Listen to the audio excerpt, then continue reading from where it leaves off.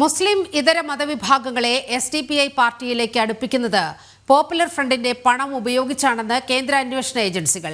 മതേതര ലേബലിന് വേണ്ടിയാണ് ഹിന്ദുക്കളെയും ക്രിസ്ത്യാനികളെയും ഉൾപ്പെടെ സംഘടനയുടെ പ്രധാന പദവികളിൽ കൊണ്ടുവരുന്നത്. SDPIയിൽ പ്രവർത്തിക്കുന്ന മുസ്ലിം ഇതര മതവിഭാഗക്കാരും കേന്ദ്ര ഏജൻസികളുടെ നിരീക്ഷണത്തിലാണ്. വിവരങ്ങളുമായി ഗൗതം അനന്തനാരായണൻ ചേരുകയാണ്.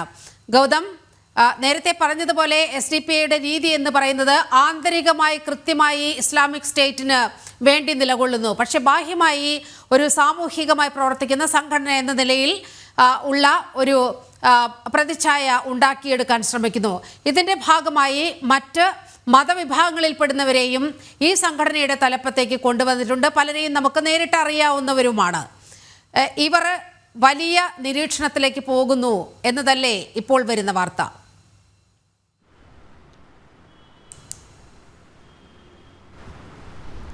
നീലിമ, പോപ്പുലർ ഫ്രണ്ടിൻ്റെ രാഷ്ട്രീയ മുഖമായിട്ടുള്ള SDPIയും കൃത്യമായി ഒരു ഇസ്ലാമിക രാഷ്ട്ര സ്ഥാപനം എന്ന ലക്ഷ്യത്തോടു കൂടി പ്രവർത്തിക്കുന്ന സംഘടന തന്നെയാണ്. പക്ഷേ ഈ സംഘടന പലപ്പോഴും എല്ലാ മതവിഭാഗങ്ങൾക്കിടയിലേക്ക് ഇറങ്ങിച്ചെല്ലാനോ അതല്ലെങ്കിൽ മുഴുവൻ സമൂഹത്തെയും ഉൾക്കൊള്ളുന്ന ഒരു രാഷ്ട്രീയ പാർട്ടിയാണ് തങ്ങളെന്ന് വരുത്തി തീർക്കുവാനുമുള്ള വലിയ ശ്രമം വർഷങ്ങളായി തന്നെ കേരളം പോലുള്ള ചില സംസ്ഥാനങ്ങളിൽ ഇവർ നടത്തുന്നുണ്ട്. അതിൻ്റെ ഏറ്റവും പ്രധാനമായിട്ട് നമുക്ക് അതിൻ്റെ ഭാരവാഹി പട്ടിക തന്നെ പരിശോധിച്ച് കഴിഞ്ഞാൽ നമുക്ക് കാണാൻ സാധിക്കും. ഒരു തീവ്ര ഇസ്ലാമിക രാഷ്ട്രീയ പാർട്ടിയായിട്ടുള്ള SDPIയുടെ കേരളത്തിലെ തന്നെ ഈ വർഷത്തെയും 2025 ഭാരവാഹികളെ അടുത്തിടെ പ്രഖ്യാപിക്കുന്ന ഘട്ടത്തിൽ നമുക്ക് ആ പട്ടിക നോക്കുമ്പോൾ കാണാൻ സാധിക്കും. അവരുടെ സംസ്ഥാന വൈസ് പ്രസിഡന്റ് തന്നെ ഒരു തുളസീധരൻ പള്ളിക്കൽ ആണ്. പേരുകൊണ്ട് ഒരു ഹിന്ദു നാമധാരിയാണ് ഇദ്ദേഹം. തുളസീധരൻ പള്ളിക്കൽ എന്നാണ് SDPI തന്നെ അവരുടെ വൈസ് പ്രസിഡന്റിന്റെ പേരിൽ നമുക്ക് അവരുടെ ഒഫീഷ്യൽ സൈറ്റിനകത്ത് ഇത് കാണാൻ സാധിക്കുന്നുണ്ട്. അതുപോലെ തന്നെ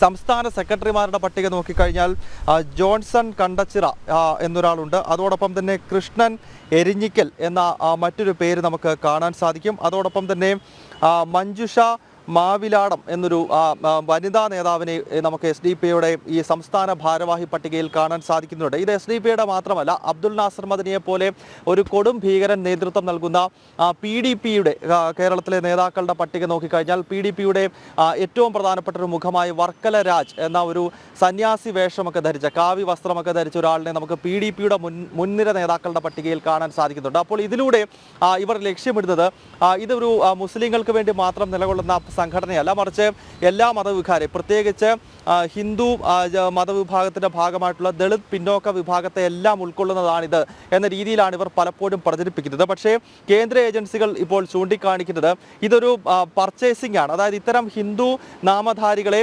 ലക്ഷക്കണക്കിന് രൂപ കൊടുത്ത് പർച്ചേസ് ചെയ്ത് കൊണ്ടുവന്ന് ഈ പാർട്ടികളുടെ എല്ലാം മുൻപന്തിയിൽ ഇരുത്തുകയാണ്. കാരണം ഇവർക്കൊരു മതേതര ലേബൽ ആവശ്യമാണ്. കാരണം ഇതൊരു ലക്ഷണമൊത്ത ഭീകര സംഘടനയാണ്. ഇപ്പോൾ SDPI തന്നെയാണെങ്കിൽ അത് പോപ്പുലർ ഫ്രണ്ടിൻ്റെ രാഷ്ട്രീയ മുഖമാണ്. 2006 പോപ്പുലർ ഫ്രണ്ട് സ്ഥാപിക്കപ്പെടുന്നു. അത് സ്ഥാപിക്കപ്പെടുന്ന ചരിത്രം നമുക്കറിയാം. മുൻപ് NDF ആയിരുന്നു, അല്ലെങ്കിൽ അതിന് മുൻപ് സിമി ആയിരുന്നു.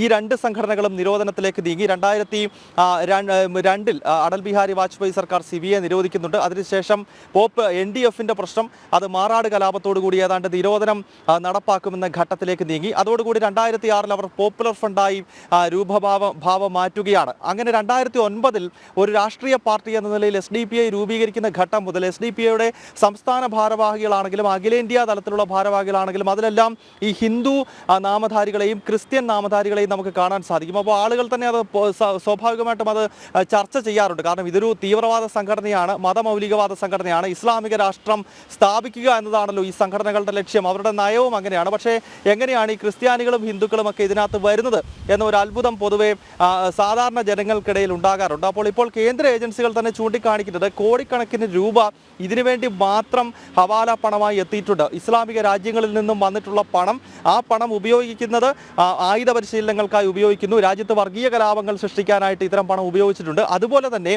ക്രിസ്ത്യാനികളിലും ഹിന്ദുക്കളിലുമൊക്കെയുള്ള ആളുകളെ പർച്ചേസ് ചെയ്ത് ഇവരുടെ പ്രധാനപ്പെട്ട ഭാരവാഹിയായി, അതൊരു റബ്ബർ സ്റ്റാമ്പ് പോസ്റ്റ് ആയിരിക്കും. അവർക്ക് പ്രത്യേകിച്ച് നിലപാടുകളോ അല്ലെങ്കിൽ ഈ പാർട്ടിയുടെ നയരൂപീകരണത്തിൽ കാര്യമായ ബന്ധങ്ങളോ ഒന്നും തന്നെ ഇവർക്കില്ല. പക്ഷേ ഒരു പേരിന് വേണ്ടി ഒരു ക്രിസ്ത്യൻ നേതാവും ഒരു ഹിന്ദു നേതാവുമൊക്കെ SDPI ആണെങ്കിലും പോപ്പുലർ ഫ്രണ്ട് ആണെങ്കിലും ഇനിയും PDP ആണെങ്കിലും ഇതിലെല്ലാം ഉണ്ട് എന്നതാണ് നമ്മൾ കാണുന്നത്. ഇപ്പോൾ കേന്ദ്ര ഏജൻസികൾ ഇത്തരം ആളുകളെ കൂടി നിരീക്ഷിക്കുകയാണ്. അതായത് ഈ സംഘടനയിൽ പ്രവർത്തിക്കുന്ന ഇസ്ലാമിസ്റ്റുകളായിട്ടുള്ള ഭീകരവാദികളെ മാത്രമല്ല, മറിച്ച് ഹിന്ദുക്കളും ക്രിസ്ത്യാനികളും ഒക്കെ SDPIയിലേക്ക് പോയിട്ടുണ്ടെങ്കിൽ അവരെ കൂടി ഇപ്പോൾ കേന്ദ്ര ഏജൻസികൾ നിരീക്ഷിക്കുന്നു. കാരണം ഇത് കൃത്യമായ ഫണ്ടിങ്ങിലൂടെയാണ്. സാധാരണ ഈ വിഷയത്തെപ്പറ്റി ബോധ്യമുള്ള ആളുകൾ ഇത്തരം സംഘടനകളിലേക്ക് പോകില്ല എന്നതൊരു യാഥാർത്ഥ്യമാണ്. അപ്പോൾ ഫണ്ടിന്റെ അടിസ്ഥാനത്തിൽ മാത്രം പോകുന്ന ഇത്തരം ആളുകളെ കൂടി ഇപ്പോൾ കേന്ദ്ര ഏജൻസികൾ നിരീക്ഷിക്കുന്നു എന്നാണ് നമുക്ക് ലഭ്യമാകുന്ന വിവരം. നീലിമ, SDPIയിൽ പ്രവർത്തിക്കുന്ന മുസ്ലിം ഇതര മതവിഭാഗക്കാരും കേന്ദ്ര ഏജൻസികളുടെ നിരീക്ഷണത്തിൽ. ഇവരെ വിലക്കെടുക്കുകയാണ് പോപ്പുലർ ഫ്രണ്ട് പണം ഉപയോഗിച്ചുകൊണ്ട് എന്ന വലിയ നിരീക്ഷണവും ഉണ്ടാവുകയാണ്. ഗൗതമാണ് വിവരങ്ങൾ പങ്കുവച്ചത്.